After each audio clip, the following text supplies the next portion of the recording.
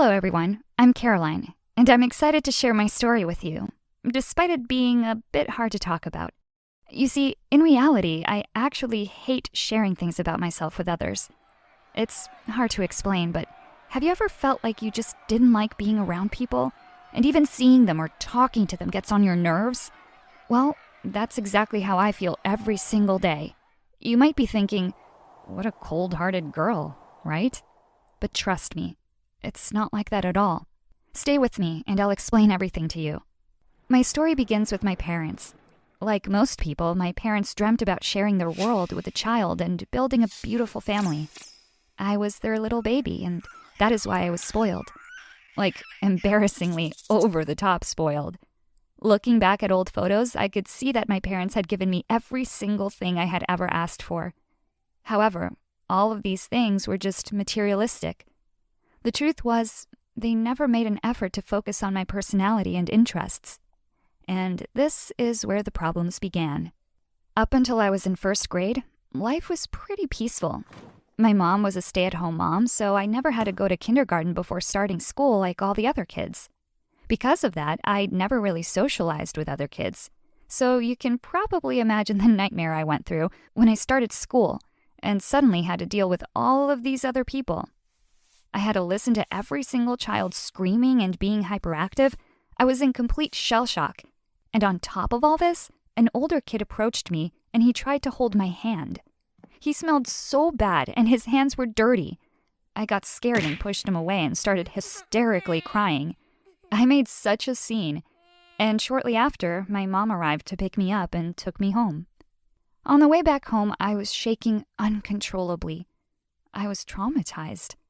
I thought to myself, that school was a place that I never wanted to go back to ever again. My mother didn't quite get what was happening. She was so confused. You might be thinking that I was being overly dramatic, but the truth is I really hated it there. And after that incident, it didn't get any better. Of course, my weird behavior seriously worried my mom, and it just got worse when the school counselor called her and said that if I kept failing to engage with the other kids, the school would need to take some measures and investigate if the reasons for my odd behavior were because I was coming from an unhealthy home. They were even suspicious that I might have been getting physically abused. That really put my poor parents in an awkward position. A position where everyone thought they were mistreating me. My parents started blaming themselves for my social awkwardness and my lack of interaction with people. It was such a difficult time. My parents had done nothing wrong in raising me, and they were just absolutely clueless about why I was acting so strange. One evening, my parents and I were having dinner in peace when suddenly we heard a loud knock on the door. They were knocking nonstop. The noise was unbearable. I remember hiding behind the couch and covering my ears with my hands. When my dad opened the door, a police officer came in and said that my school's counseling committee had assigned him to run a surprise checkup to make sure I was doing okay. However, when the policeman saw me, I looked anything but okay. Anyone who saw me in that state, hiding behind the couch, cowering in fear, would have been extremely worried about me. That night, my parents were arrested and forced to spend the night in custody. And I was taken to a little room and questioned by child services. They asked me so many questions, and I was very uncooperative. Hours turned into days, and eventually they began to realize that this wasn't about my parents, and that I was just a strange kid who was quite simply afraid of everything. After that, people started talking. Rumors were going around about my parents, but most of the gossip was about how much of a weird child I was. The child who caused her parents to spend a night in prison. Unfortunately, I hated myself since I was a little child, and I hated being this weird and awkwardly quiet person, and it never went away as I got older. In fact, with time, that became my sole identity. The weirdo, quiet girl. I even used to believe that I was a bad person. I mean, if I was a good, decent person, then why hadn't I just let the social workers know that my parents had done nothing wrong? It felt like the whole world was against me, and it continued in this way until I became a teenager. I was never able to express myself, talk to people, or socialize in the slightest. I was just totally awkward all the time. Imagine feeling like there was no place you could go to when you felt sad. No place you could retreat to feel safe from the world. I felt so completely out of it. I just didn't fit in anywhere, it seemed. There was no place for me in this world. These dark thoughts haunted me all the time, and I couldn't escape from them. However, one day, I found something that gave me comfort. I started drawing, and it helped me empty out some of the negative energy I had stored inside me. Getting involved with art started helping me tremendously. Even my mom had noticed how much I enjoyed it. She encouraged me to continue. And after a while, life stopped being that harsh. In fact, lots of things got much better. I was making art and people were appreciating it. Not only my parents, but also my art teacher who expressed great admiration for my work. I finally felt like I belonged, like I'd found an outlet to express myself through. My paintings and drawings started attracting a lot of attention from everyone, and my school started displaying them in their art gallery. The more people liked my work, the more I felt I fit in. Eventually, I couldn't stop. I spent every waking moment painting, and some nights I didn't even sleep. I just painted all night long. A local gallery in our town asked me if I'd be interested in running an exhibition, and I agreed. I didn't realize the mistake I was making, though. I spent weeks preparing for it. I completely isolated myself and painted non-stop. When the day of the exhibition came, my mom took me to the gallery to set up. And as people started arriving, I started panicking. That's when I had my first panic attack. I don't remember much of what happened next, but I just know I fainted and my parents had to take me home.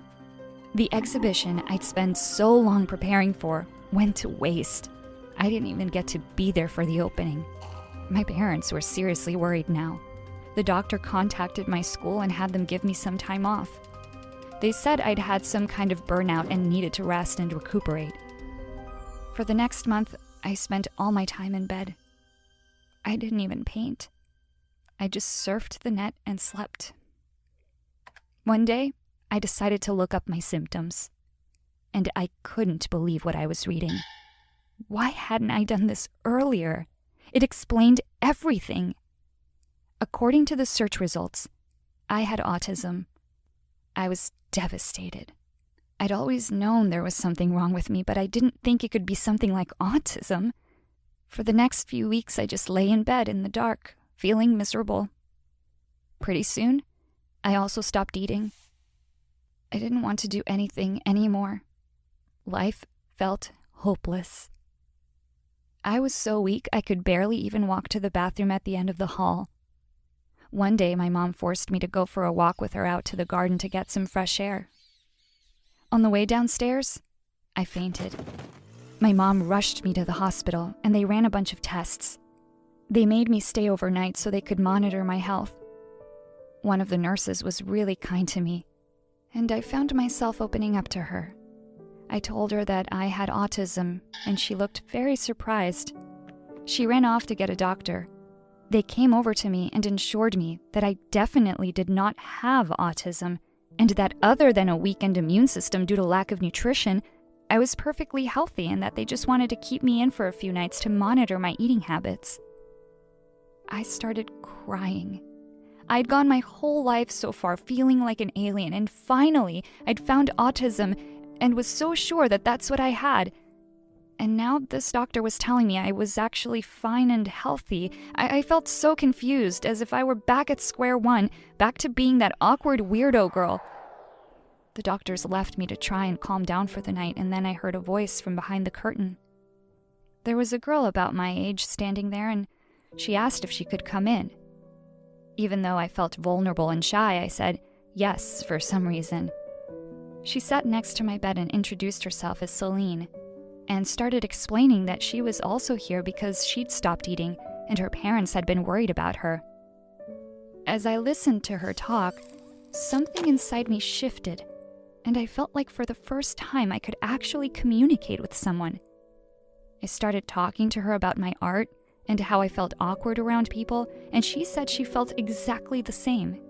Soon we realized how much we had in common, and I went to sleep that night smiling. I finally had a friend that understood me. It was the best feeling in the world. The more I got to know Celine, the more I felt I belonged. She made me feel that I wasn't so strange after all, and that just because I'm not the most social person on the planet doesn't mean I'm any less of a person. It's honestly crazy to think I've gone all these years identifying as a weirdo, when in actual fact it's just my personality and I'm just different from other people. We can't all be super bubbly and outgoing. I wish I'd met Celine earlier when I was a kid. But then again, sometimes we need to go on these self-growth journeys alone, and better late than never, right? Here's to friendship. Did you like my story? Please comment below and share your thoughts with me. Also, don't forget to like my story and subscribe to this channel for more.